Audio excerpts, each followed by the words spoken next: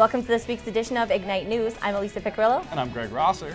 This week, it was International Education Week at Mohawk College. That's right, and there were tons of events all over campus, and you had a chance to check it out. Yeah, let's take a look. Students from China kicked off International Education Week at Mohawk College. During this week, students are able to show off special traditions from their country's history. Lucy Labadisi, Events Officer of Student Services, says it's important for students to both share and learn about each other's culture. It's a great way for all the students to see what other cultures are like. We like to celebrate the diversity we have here at the college. Different cultures, the food, the music, the dress. It's a way for everybody to grow. Chinese students had a lot to share, including how to properly use chopsticks and a demonstration of acupuncture. We have all kinds of good stuff, good cultures, like the Chinese medicine, acupuncture, and also we have Beijing opera. Mohawk College continues to be a place where different backgrounds and histories are celebrated. For Ignite News, I'm Elisa Picarillo. Donald Lamont claimed to be a retired captain in the U.S. Army when he acted as the keynote speaker at Mohawk's Remembrance Day ceremony.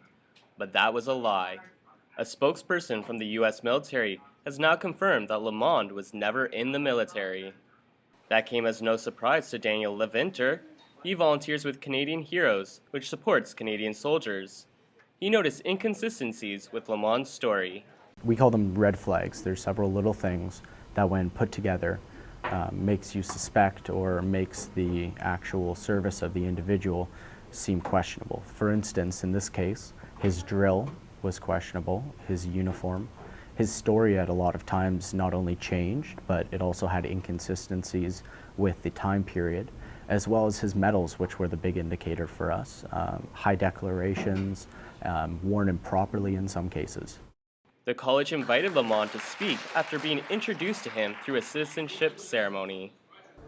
We host swearing-in ceremonies twice a year, and those are actually organized by Citizenship and Immigration Canada. So they put on the event, they bring the speakers, and we provide the venue. So that's how we had been introduced to the speaker, and then we invited him to also talk at a Remembrance Day service. So definitely going forward though, we will be doing the vetting and the background checks ourselves, just to make sure that something like this does not happen again.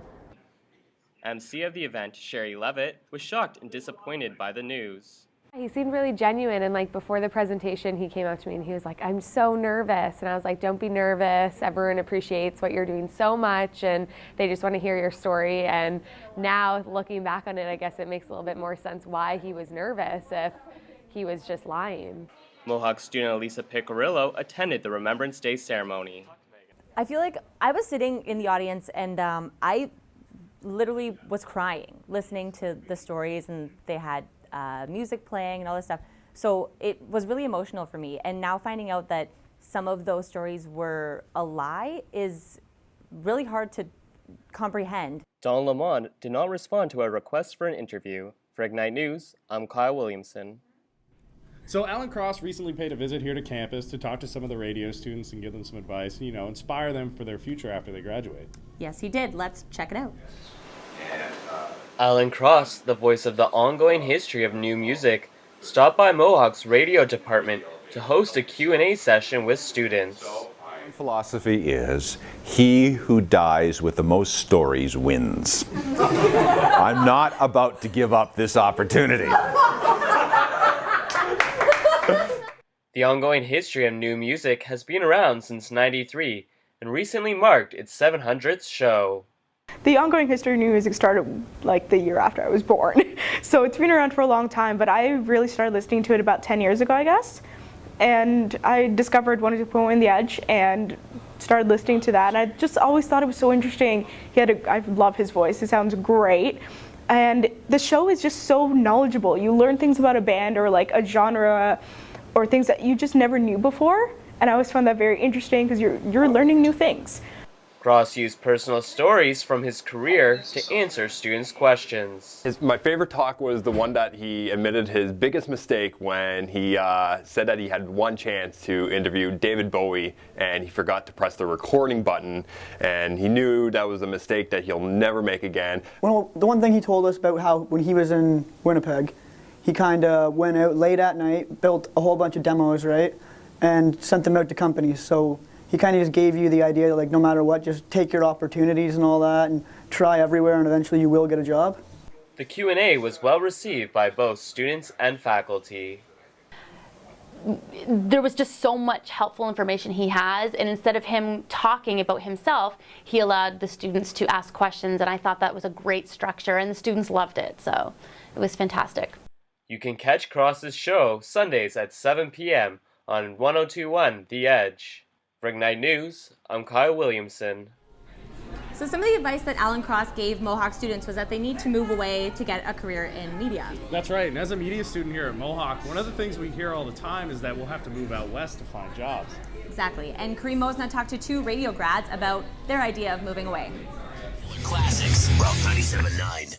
Nick Bernard graduated from the Mohawk College radio broadcasting program in 2012. He landed his first job in Fort McMurray, Alberta.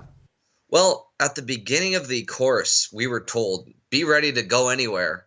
So I sort of anticipated that I'd be moving somewhere like Alberta. In fact, Calgary was the city that I had in mind for ideal destination. Moving to Fort McMurray, for instance, means being far away from family and friends. But Bernard explains he isn't lonely. You know, it helps because Fort McMurray, I mean, it's big-ish in the sense that it's 100,000 people, but really it's small. So everybody sort of has this thing where they're out from somewhere else in the country. Like, we have people from Newfoundland, Nova Scotia, Saskatchewan. I have, I think, 4 people who I work with who are from BC. So we all have that thing where we're all from somewhere else and we need to adapt to this new place, and we sort of do that together. And that's sort of the community that is here. Bernard explains the biggest shock was the weather. I get there. It's 25 degrees in Ontario. People are posting pictures of them in their shorts, going out skateboarding. All my res friends were, oh, it's so nice outside, getting a tan, yada, yada, yada. And I'm like, well, I still have a scarf on and I'm wearing a coat. So you've got the job. You're getting paid. You're rich, right? Well, not really. It's hard if you're not making the oil sands money, but it's enough for me to still have a roof over my head and food in my belly. Todd Garlow graduated from Mohawk's radio broadcasting program in 2013 and moved to Slave Lake, Alberta. But Garlow would soon return to Hamilton, but it wasn't because he didn't love his job. Cost of living. Cost of living is very high, and the wages expected for a radio host are minimal. They're low, and it's very difficult. It was a one-room bedroom apartment, basically a rental. Even renting an apartment was very expensive out there. So salary-wise was the big reason for coming back. Yeah, I'd still be there, 100%. I enjoy the job, love the job. And it was instantaneous from a lot of callers that would call into the radio show right away. First day, people saying, what a great job, enjoying listening to you, and please don't leave. Unfortunately, things just kind of came to fruition, and I had to leave. While moving far away has its challenges, Bernard advises students not to shy away from such opportunities. It's the door opening, and, if I put in 2 years up here, if I'll put in 2 years anywhere, it'll be my ticket to the rest of Canada, because employers will know that you're willing to go out there and go to Fort McMurray or Kitimat, BC to get a job and get the experience. And, you'll come into a larger market and you'll know what you're doing because of the chance that you took. So I think it's hugely beneficial to go abroad. Plus, you get to see the rest of Canada. Garlow's advice to radio students is to know what they're up against before making the move. Do a lot of prep. Do a lot of planning, find out the city where you're going to. If you need transportation to and from. I was lucky. My residence was less than 5 minutes away. So it's just great walking distance every morning. But you have to know the area where you're going to. Is it mainly a younger crowd? Is there an ethnical population that is large out in that area? It all helps. It's all relevant. And just being able to do a lot of research before you leave. Today, Todd Garlow hosts Redneck Radio, Monday afternoons 4 to 6 on 101.5 The Hawk. Bernard is a promotions coordinator for a country and rock station in Fort McMurray. For Ignite News, I'm Kareem Mosna. TV students here at Mohawk College are putting together a show that shows off Hamilton's vibrant music scene. Yes, they are. We sat in on their first taping to see what it's all about. Underground Sound is a music show put together by Mohawk's TV students. Bands from all over the GTA will be featured on the weekly show. Host China Corvino will be in studio doing a Q&A with the bands and talent acts. This week's guest featured Raina and Johnny O, performers on Tiny Talent Time, along with the show's producer Jennifer Howe and Parkside. The bands will be performing on the show, giving viewers a chance to hear the underground sound.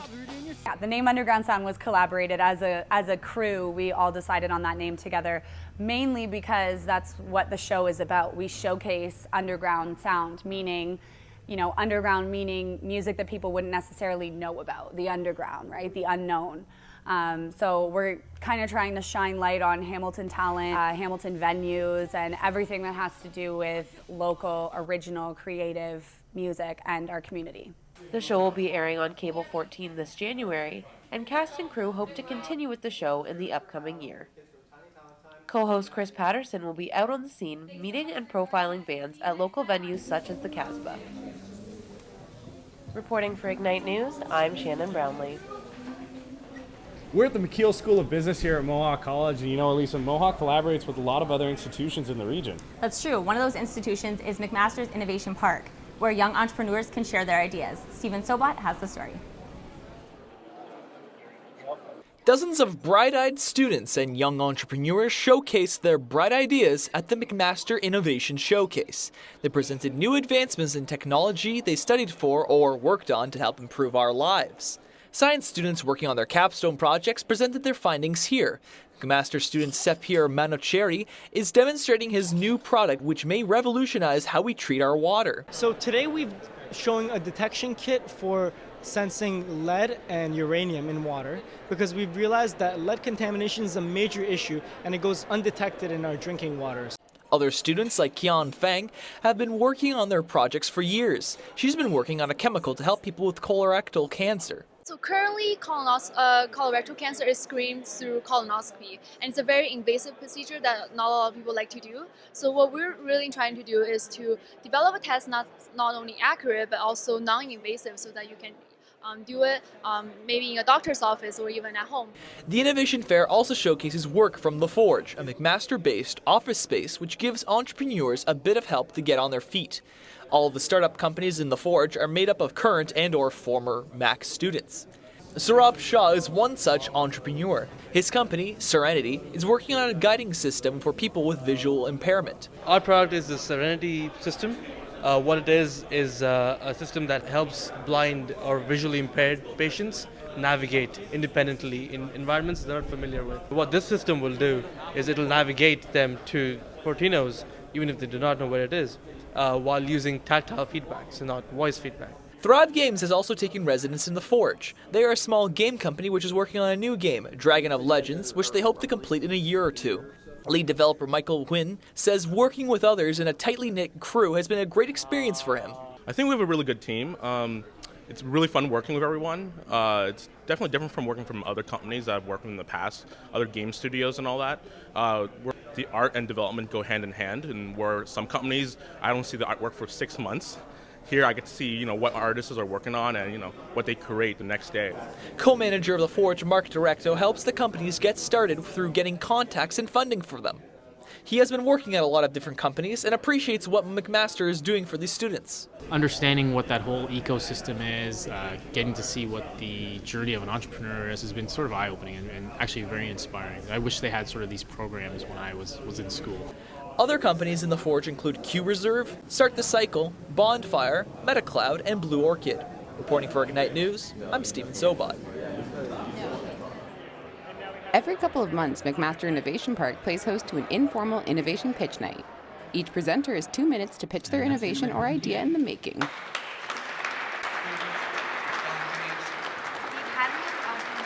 Presenters were competing for Best Pitch and Best Business Idea. Votes were cast using a stone and bowl system. A blue stone represented best pitch, and a white stone represented best business idea.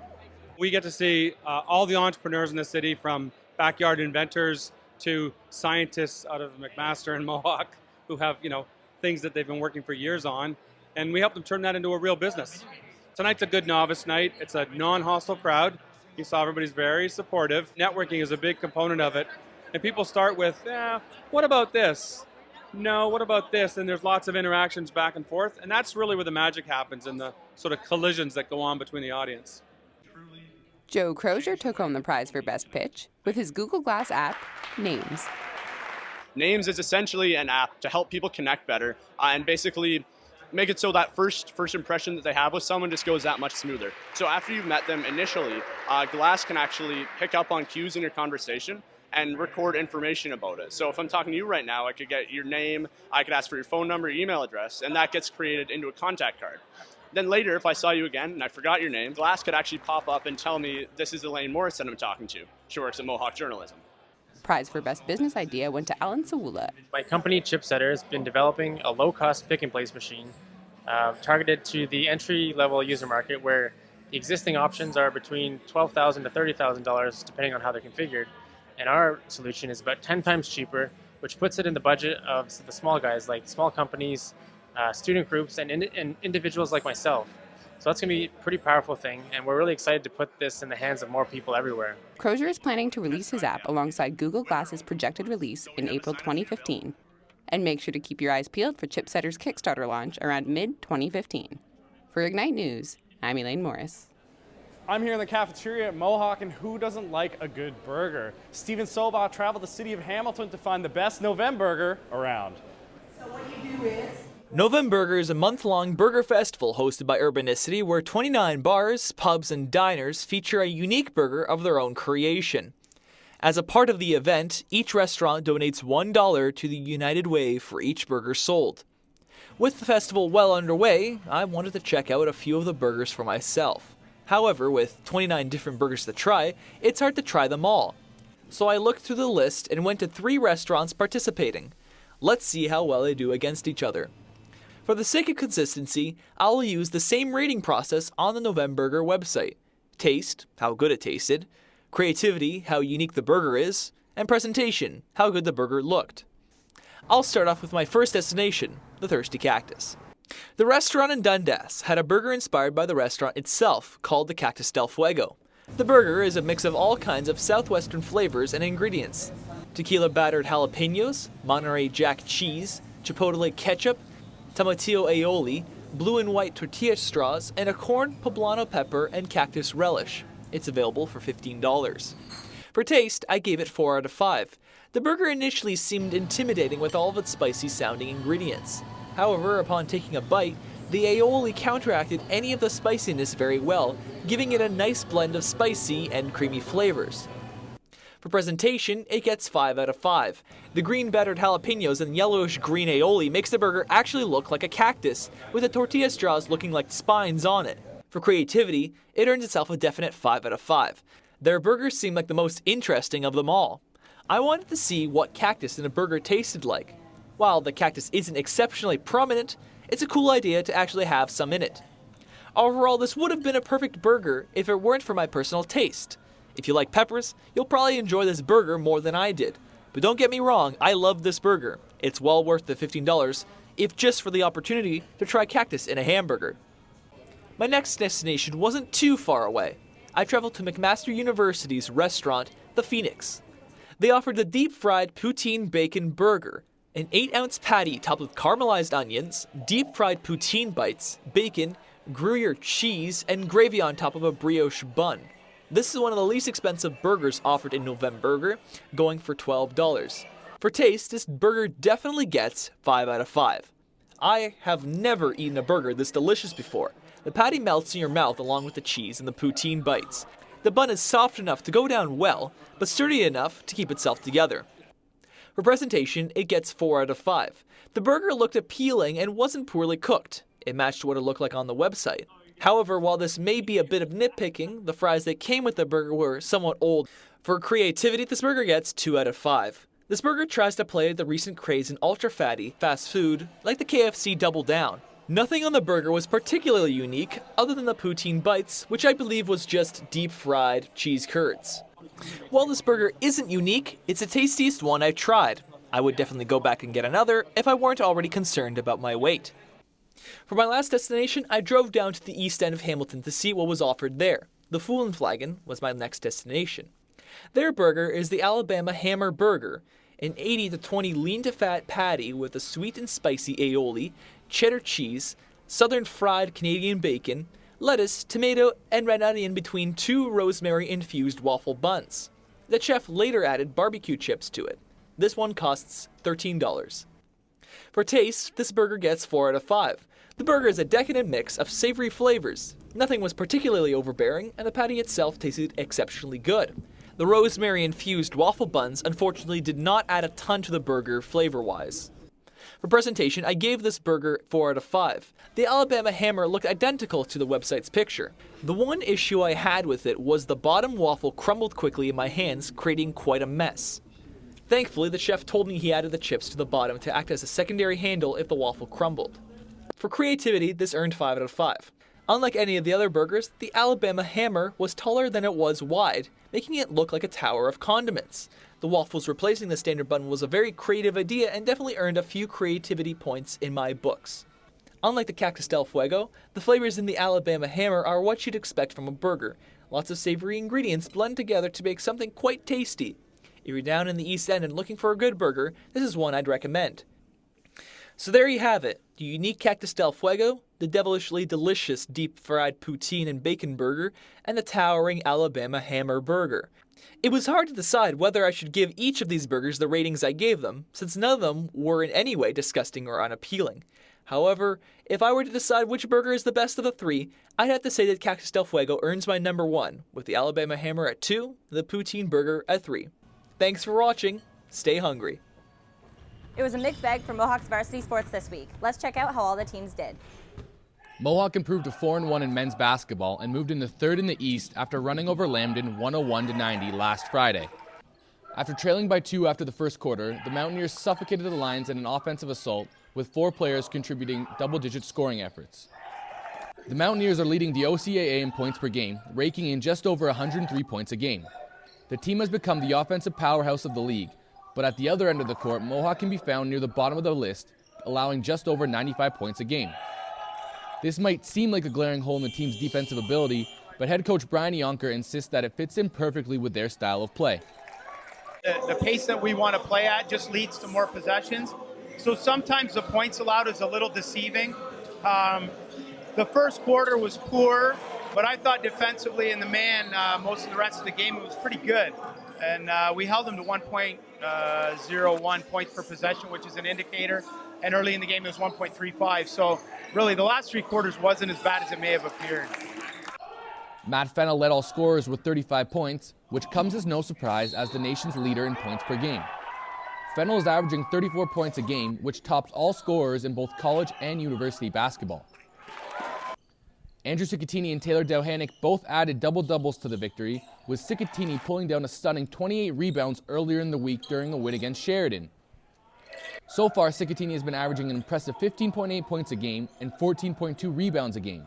But the Mohawk forward is still focused on the bigger picture. We just want to keep playing. We're just looking forward to nationals, but we also want to, we don't want to lose to any college team for the rest of the year. We already lost our home opener, or I guess our season opener to Humber, and we don't want to lose again. And that's basically our main goal. After the tough loss to top-ranked Humber, the Mountaineers have gone 4-0 on the rest of the year and begun to find a clear rhythm to their game, including a win against the Sheridan squad that has knocked them out of the playoffs the past 2 years. The Mountaineers look to continue the offensive assault in Sudbury this weekend with a doubleheader against Cambrian on Saturday and Sunday. Reporting for Ignite News, I'm Sean Marenka. The Mohawk Mountaineers women's varsity basketball team rained on the points as they defeated the Lambton Lions 75-37. Guards Jen Bella and Steph Rymack were tied with 16 points each. Guard Shannon O'Neill was not far behind with 14 points and 5 assists, while forward Caitlin Arbor had 11 points and 10 rebounds. Rymack said the Mountaineers played an exceptional game. We played great defense, our traps were working really well. We came out second half, even though first half we were still beating them, but I think the second half we came out and put the pressure on them more, even though they were coming back. But I thought we did a really good job on defense and offense. We just drove to the net, we took it to them, and we just kept going. Mohawk started the second half with an 18-point lead. Forward Portia Hewitt played nearly 5 minutes before she was carried off the court with a foot injury. Hewitt joins the list of hurt players along with Rachel Labella and Brittany Gazzola. Head coach Kevin Duffy has confidence in the Lady Mountaineers as they head into the rest of the season. We have a very veteran team, and the girls don't waver, and they don't lose confidence. So, we knew that first game was a good game. We're playing a tough team, and it went back and forth. But it's a long season. We always tell the girls it's a marathon, not a sprint, and you got to be playing your best basketball in February. So our goal is to get better every game, and we're still working on that because we still have inconsistencies. But like I said, because of the experience, they know what to expect, and we're just going to strive to be our best down in the crunch. The Mountaineers will be taking on Cambrian College on November 22nd and 23rd. For Ignite Sports, I'm Carlin McGill. 6 games into the new OCAA season, and the Mohawks women's varsity volleyball team is hovering just under the 500 mark with a record of 2-4. Head coach Andrew Nicholson has been in charge of the club for the last 4 years and has more than 30 years of volleyball coaching experience. We've played 2 really good matches, and we've played 2 not so good matches. We could be 4-0, but the reality is this division, the division we're in, is very, very tough. The ideal situation is that you always beat the teams that are the teams that at the end of the season could be around you. You always want to take the points in the first half because they're a lot harder to get in the second half. So right now we stand quite well. I'm quite happy. Nicholson says in order to improve, his team will have to work on their consistency. Basically means we get to run our offense the way we want it to run. We're a very, very, very good team. Unfortunately, the matches that we've lost, we've allowed the other team to dictate what the pace is going to look like, and allow them to slow us down. If they slow us down, then we're like everybody else. So, to answer your question, long way of answering it, but it's consistency. We have to be able to consistently do what we want to do, impose our right on the game. Nicholson praised his team's effort on the offensive side of the ball, saying that when they're able to run a quick offense, they're a difficult team to face. When we allow the other team to slow us down, in the sense they get us into a high-ball game, a high-ball game does not play into our skill set. We're okay at it. We're okay at it, but everybody else is okay at it as well. So what we really achieve, when we achieve high levels, we play at a very fast pace. Nicholson points to 4 main players as the key behind his team's success. We gave Lindsay Collette our captaincy, the girls that elected her this year. She's a huge difference maker. She's a setter. She's matured, and she's made a big difference. Kaylee Duncan is a second-year middle player. She's one of our quicker players, and again, as I suggested earlier, it's the speed of the game that we want to do, so she really helps us. And then our 2 left sides are 2 of the best in the league, actually. Nicholson has set the goal for his team of having a career year. This is my 4th year here, and we haven't made the playoffs. We missed by 2 points last year. So our goal is to make the playoffs, and like I said earlier, really it comes down to being able to take the points in the first half, because they're much harder to get in the second half. So our goal is to make the playoffs. If we do well in the first half, we're in really good shape for the second half. Nicholson says despite the slow start, he can see improvements in his team's play. We're better than we were last year, and the league is better than it was last year. So it's been a bit of a, we've taken a little leap. It's not a quantum leap, but we've taken a leap. Unfortunately, so is the rest of the league. It's going to be a battle. Every match is going to be a really, really hard-fought battle. Reporting for Ignite Sports, I'm Joshua Cooper. That's all we have for this week's edition of Ignite News. I'm Greg Rosser. And I'm Elisa Piccarillo. Thanks for watching. Are we both saying thanks for watching?